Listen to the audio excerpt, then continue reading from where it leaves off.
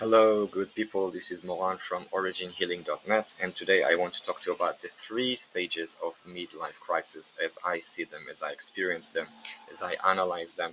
And first of all, I want to make sure that you're hearing this noise because all of the cicadas now are making this mating noise of them during the summertime, and it might be a little bit noisy. This hiss, this sound that they make. So I'm sorry for this. Background noise, but it is nature, it is around us, so what can you do? They want to make this noise before they go back to sleep. So the three stages of midlife crisis, and we start with the first one, obviously, is recognizing that you are in a midlife crisis. So imagine that you just feel depressed, you feel burned out, you feel anxiety with your work, or maybe your marriage is not going well, maybe there's some kind of health deterioration of the condition. Maybe one of your parents have passed away. Something happens, right, to start kicking in, or maybe it's very, very gentle. And people around you, like family, friends, coworkers, they might say, "You're just depressed because this happened," or "You're just anxious because of this might happen," or "This is normal because you've been in this job for so many days and so many, without a break. Maybe you need to take a vacation, or you just have to switch because your boss is an asshole. So maybe go find another job." Or, "Oh, you and your wife, you should go have counseling and therapy," or "You need to be more bonded with your kids," and all these things that are normal. So it might take a few years to recognize that no matter what you do, you're going to take this vacation and everything's going to be the same. You're going to change your job, you're going to get promoted, you're going to go to therapy, you're going to do this and that. But after a few years, you're going to recognize the pattern that it doesn't work. And after a few years, this recognition that I'm in a midlife crisis, it's much more existential than just fixing it with with therapy or with a vacation, with a raise, with a change, with I don't know, decorating the house. you know Even getting a divorce might not help because it's much, much, much deeper of who you are.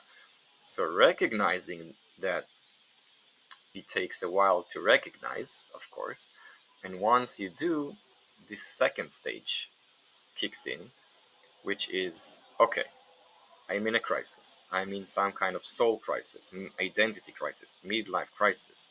Who am I? What do I want to do in the world? Who should I be? What kind of person? What is my legacy? I have only 30, 40 more years left.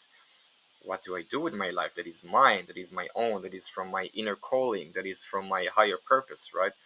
It might be related to work, it might be related to relationships, it might be related to moving to another country, it might be related to many different things that will shine the light of who you really are and what you really want to be. So the second stage is finding this new purpose, finding this new life goal, finding who you really are, finding who you want to be. And this can also take a few years because you might go to workshops and you might continue with the therapy or the coaching or the healing. But my focus is, of course, to shorten this time for you with my approach. But anything you do, if you go to retreats and you drink psychedelics and you go travel the world, it might take years to narrow down and focus and distill this new person of who you need to be and your actual goal and purpose in life. And that's, of course, totally okay. But once you get this drive of, I know I'm in the middle of the crisis. How do I get out? This is where the motion kicks in, and this is where the motivation kicks in, and the intention of finding that. So that's the second stage. And the third stage, of course, is embodying what you found, because maybe you just realized that you want to be this and that, but you don't have the certification or the experience to be this and that.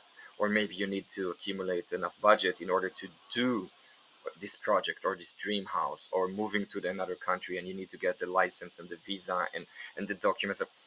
Or maybe you want to be a chef and now you have to train yourself from being a banker to becoming a chef. Or maybe um, you want to be a carpenter now, but all you can do is accounting. So all this ability of dreaming about the future and visioning the future now has to come with a practical sense of reality. How do I make this happen? How do I change my vision? How do I change the mindset? How do I acquire new skills? How do I prove to the world that the old me is gone and the new me is here, and it's already here and it's already functioning, it's already high level, and I'm not some kind of newbie that started a new way in the middle of life or the middle of life and threw everything away. I'm still that person, but now with a new direction, right? So if all I know how to do is be an accountant and I need to start showing my carpenting skills, it might take time, and I need to impress people and I need to change their mindset of who I am, because they will still look at me of accountant guy. What the hell are you doing? Oh, that's nice. You have a new hobby. And I will have to prove them with dedication that might take years as well, that no, I am this carpenter and I'm doing a really good job and this is my products, right? You have to prove it to yourself. You have to prove it to them. You have to fail, of course, a few times until you get to the result that you want and to the level that you want. And for this, of course, in another video, I recommend having a mentor that will guide you along the years. Because again, if you understand my sub statement, is that this whole midlife crisis thing, it can take years of recognizing, finding a new purpose, embodying. It can take years, and it's a very cool ride. It's a very enjoyable ride. It has its challenges and its pitfalls, but eventually you're doing it to discover who you are and to change yourself from within. So of course it's enjoyable. You know, you have this curiosity. What can I be? What can I do? How many new heights and new peaks I can conquer, right? Who can I be in the next 10 years? It's exciting. So it might take years, but it's for a good cause and a good purpose, because like the butterfly, you have to get inside the cocoon and you have to cook yourself up until you open your wings. So this period isn't easy, but it's fun and it's exciting, and it should be, because I don't think that we should suffer for this. I mean, there might be hardships, but why suffer if you're going towards your goal, right? You should do it with some kind of smiling, positive, optimistic attitude. So these are the three cycles, and I ask you, maybe you can recognize now which type of stage and phase you are in this midlife crisis cycle, and then according to that, see how you can accelerate and push forward so you don't get stuck in one of these stages. And I wish you good luck. See you in the next video.